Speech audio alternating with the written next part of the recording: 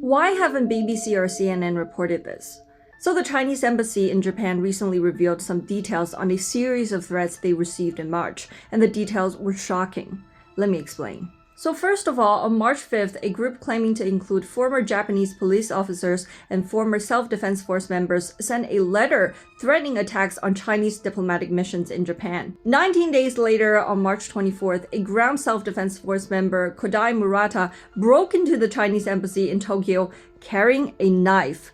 The knife was 31 centimeter long with an 18 centimeter blade. He climbed over the wall, hid the knife in a bush, and asked to meet the ambassador. He was restrained and arrested before anything could happen. Some Japanese reports say he claimed he brought the knife to express his views and would kill himself if they weren't accepted. But China's foreign ministry said he threatened to kill diplomats in the so-called name of God. And it didn't stop there. On March 31st, another person claiming to be an SDF reserve member sent an online bomb threat, saying that a remotely detonated device had been planted inside the embassy. If you think about it, here's what I think makes this series of threats more concerning.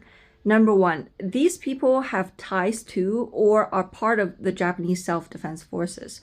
Chinese diplomats have raised questions as to what the SDF has to do with the intrusion because, first of all, according to Murata's parents, he showed no radical behavior when growing up. So what changed? Was it the 9-month training he received at the SDF? He was also stationed hundreds of kilometers away in Miyazaki Prefecture, so how was he able to leave his post and travel to Tokyo? Another thing is, more than 40 days after the first threat, the Japanese police still hasn't found out what happened. Meanwhile, Japan has called the intrusion deeply regrettable, but China says that's not enough. What do you think? Is this series of threats concerning, and why isn't it getting more global coverage? Let me know.